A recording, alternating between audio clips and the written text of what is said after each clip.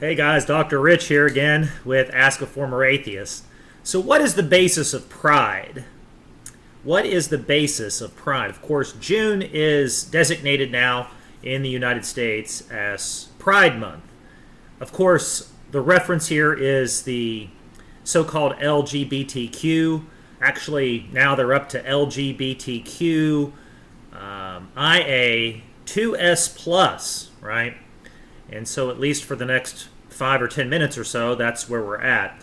But of course, this is designated as a sort of catch-all, and it's designated as Pride Month. And so the question, I want to look at this real quick. I don't want this to be 20-some minutes worth of video. What is at the heart of pride? When we say pride, what are we really talking about? Okay, and so I identified 3 factors here. Pride is about, first, self-identity or self-definition. Okay, so self-identity, self-ID, self-definition. Number 2, it's about self-sufficiency. And 3, it is about self-satisfaction. I don't know, that's not a comprehensive list, but I think this really helps us get beneath the surface of what it means when we talk about this sort of worldly, this secular, humanistic, right, type of pride that is ostensibly what is to be celebrated during the month of June, especially when it comes to the issue of sexual orientation, sexual identity, and these types of things. And so let's just look at these real quick. Number 1, self-identity or self-definition. This is the question. This gets at the question, who am I? Who am I? What's my identity? Who am I? And so, according to the pride definition, right, this should be pretty obvious. According to the pride definition, that is up to me to determine that. I determine what my identity is, okay? I determine who I am.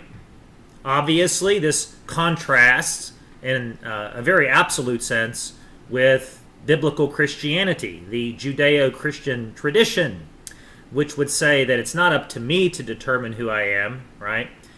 God has made that determination. I can no more determine that I'm a woman instead of a man than I could that I'm a horse instead of a human being. Okay, God has made that determination. He has made me in a certain way, and that's not really within my abilities to redefine that in any sort of rational or logical way. So number 1, self-identity. Self-sufficiency, number 2.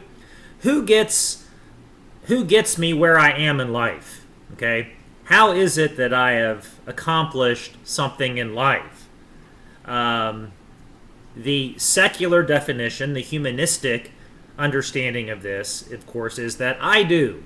I've gotten me where I am in life. It's my intelligence, my diligence, my abilities.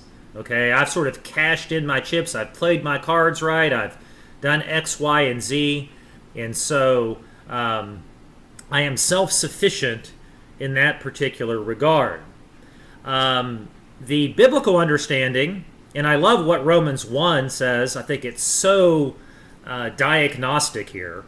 But the biblical understanding is that we owe an immeasurable amount of gratitude to God for everything that we are, giving us our abilities, giving us even the diligence to work hard to accomplish a certain outcome.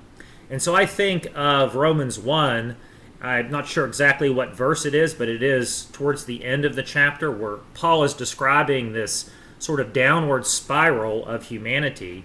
And one of the things that happened right there at the beginning, he says, although they knew God, right? They knew God. They weren't a bunch of atheists, at least not in their hearts, right? Although they knew God, they did not honor him as God or what? Or give him thanks. They didn't give God thanks, right? And so what is this? This is an attitude of self-sufficiency. We see this, of course, at the Tower of Babel. We talked about that before. Let us make a name for ourselves. But the bottom line here is that they refuse to give God thanks. They want to take the credit for everything. So number one, self-identity. Number two, self-sufficiency. Number three, self-satisfaction. This is the issue of what do I rejoice in? What do I celebrate? Okay? And what we're going to see here with the secular humanistic idea that's consonant with Pride Month, okay? It's self-referential. I rejoice in myself. I celebrate myself. There have even been popular songs about celebrating self, and so the spotlight, right? I'm seeking that glory for myself. One of the meanings of glory in its original sense was essentially what is in the limelight, what is being emphasized, what is being given the focus here, what is being given the weight of consideration here. And the secular understanding of that is that's me. That's mine to be satisfied in. That's mine to enjoy self-satisfaction. That's rightfully mine. Of course, this contrasts in an absolute sense with what the Bible says, the proper focus of that the glory is all God's. It's not mine, it's God's. And I should find my substance, my sustenance, my purpose in life, my meaning, my joy, in not glorifying myself, right, but glorifying God.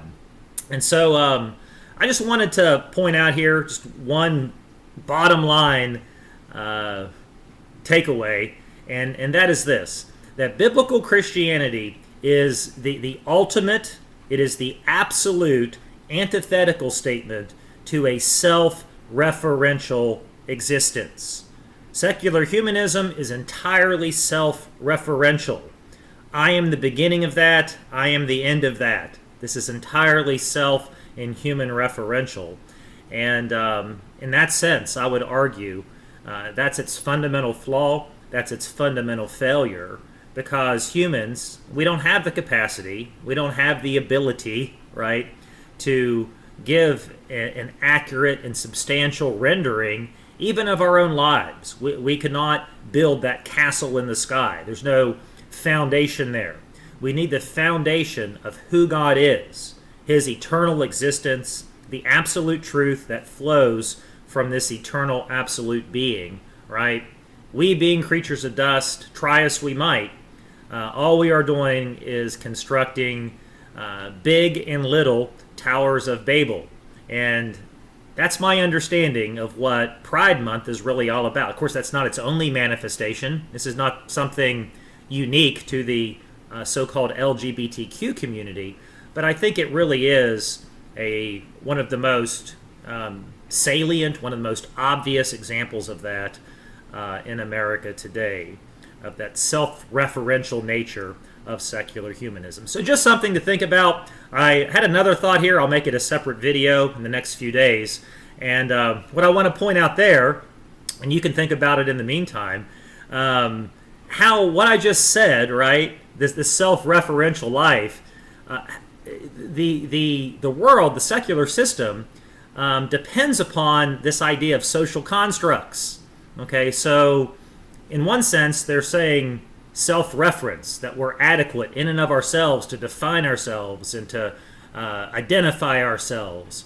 But on the other hand, they're appealing to society, right? Social validation, in their parlance, in the form of social constructs, to actually validate their definitions. And so that I want to talk just a little bit about how philosophically, how logically, that is inconsistent and self-defeating. So again, my name is Dr. Rich Suplita.